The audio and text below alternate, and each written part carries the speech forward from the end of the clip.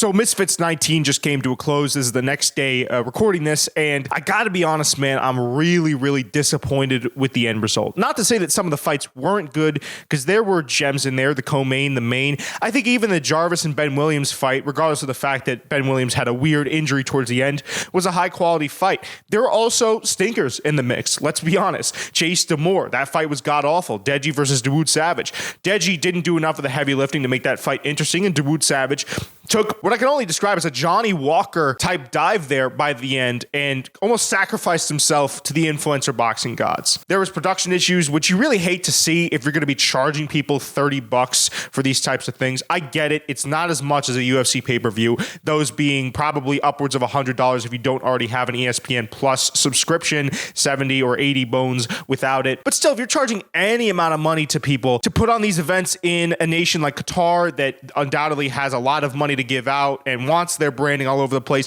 dude, you gotta bring a better game than that. Perhaps KSI was correct when he was talking about the zone, man. They just seem to have really dropped the ball or don't necessarily care about these productions in a big way, because I've watched some of the bigger DAZN cards, the 5v5 Queensbury versus Matchroom, and I never see any stuff like this. Perhaps this is something where DAZN doesn't really care about this product. I think that sentiment was echoed in the stands for a lot of it. I looked up and it was almost half empty. There wasn't really a large crowd pop for any of these fights, save a few moments. And there was so much other stuff, man. I mean, that Chase Demore fight. Now, granted, that fight, and Ben Davis called it out fantastically on commentary, that fight gave everyone kind of shades of Francis Ngannou versus Derek Lewis, but Mams was openly trashing his fighters on broadcast. Now, it's not uncommon for promoters to get angry at the quality of a fight. We've seen Dana White explode. In fact, there's 20-minute long compilations of Dana White on YouTube exploding at fighters and referees and all that stuff. In the post-fight press conferences to these events, you'd never see it on the air. And I think that just speaks to a level of unprofessionalism by Mams. KSI working commentary on the main event between Gibb and Slim was absolutely atrocious. There is a level, it's clear, of professionalism that we're just never going to see from Misfits. We're never going to see it. And perhaps that's one of the big things that holds them back, because yeah, on one hand, again, it's entertainment boxing, it's entertainer boxing, if you will.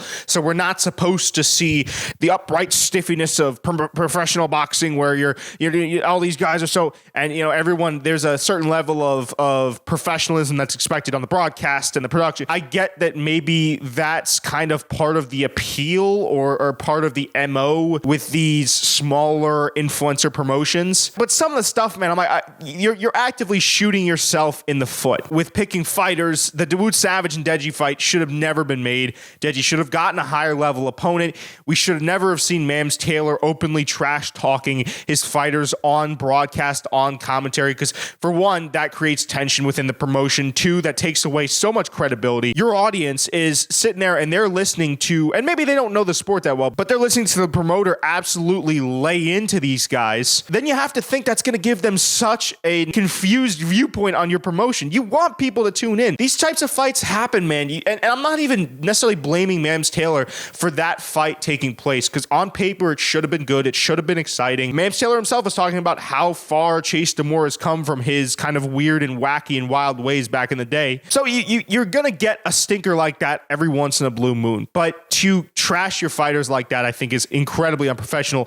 Again, the production issues really plagued this. I saw numbers on the screen. I saw what looked like an exposure, a contrast, or a saturation bug happen where like any one of those three just got zipped up into the sky. The screen looked like someone got hit with a flashbang and all that stuff. You combine that with the quality of some of the fights, even though most of it was pretty decent, it's just terrible. It's not great. And unfortunately, with the quality of fights we got, people will remember the really bad over the sort of good. And I'll get into the good in a second, right? Because there was a lot to look at here. That Slim versus Gibb main event was really fun. Got that prediction right, by the way. Got to get him right every once in a while, I feel like. That Salt Poppy knockout over King Kenny was phenomenal. And even King Kenny looked good up until that point. It's clear that Poppy learned a lot from his fight with Slim in fighting taller and longer guys that have those lankier type arms that can kind of stay at range and keep you at bay. So I think those were great. Again, Jarvis and Ben Williams also looked like two guys that if I'm Mams Taylor, I'm saying, okay, well, this fight didn't go particularly well, again, with the weird ending. But I want to use those guys in a later date. Those guys are two entertaining fighters that we could absolutely use at a later date. But yeah, those performances kind of get overshadowed, at least for me as a fan that watches the PFL, Bellator, UFC, professional boxing,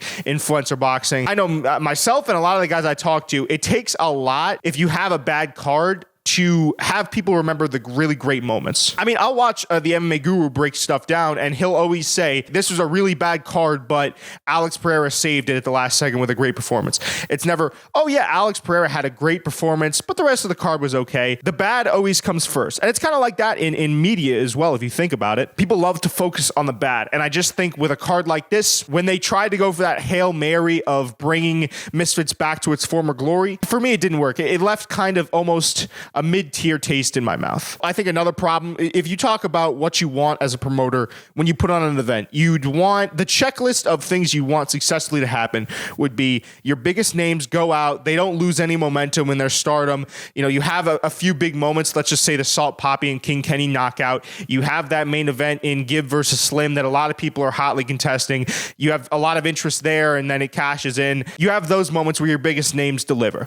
But then you also want some of the smaller names in the card to maybe have a big knockout of their own or have a really good performance and make a name for themselves there. You didn't really have that this fight. Sure, you could throw in a little bit of controversy. I don't think if the rest of the card had been really good, that Chase Demore fight we would have looked at as badly, because it's okay to drum up, I believe, a little bit of controversy in the form of, let's just say, a stinker of a fight or a bad judging decision. Like, it's not all bad. Obviously, you don't want money being taken off of the fighters' tables, but you, I think, can make an argument that sometimes a little bit of controversy in that is good. And you also want the production to run A1 smooth, which is also a very, very tall order. And I think it's something that's never necessarily going to happen. I mean, I've worked with tons of promotions, and there's always some mishap that happens. I think across the board in mass comm, you're never going to find a production where something doesn't go sideways. But I mean, at the least, you could not have numbers show up on the screen. You could not have those exposure and contrast details have to be worked out on camera while a fight is going on. I think if you're Mams Taylor, you look at this card and you say, okay, realistically, only like 1.5 of those boxes got ticked, maybe 2 of them. And that's what makes this, for me, such an unmemorable card. Because the second I turned that off, I went and I enjoyed Thanksgiving with my family. And I didn't think about it again until I woke up this morning and recorded this video. If I hadn't have recorded this video, I think I would have probably forgotten that this card existed. It's also tough because you can't really make any behemoth cards off of this either. You kind of just have to keep making those mid-level, almost like fight night equivalent cards that Misfits has been putting on, because you have the same pool of big names. You can only have those big names fight each other so much and cross each other's paths to a certain point to where the fans say, okay, well, we need more talent, more exciting lifeblood to be integrated into the sport. And with this card, I really haven't seen any of that. Overall, I'd give this a 4 or 5 out of 10, but do let me know what you guys think down in the comment section below. It's been your boy, the combat consultant, the soundboard god, Jacob Cooperman, and I'll see you in the next one. Deuces.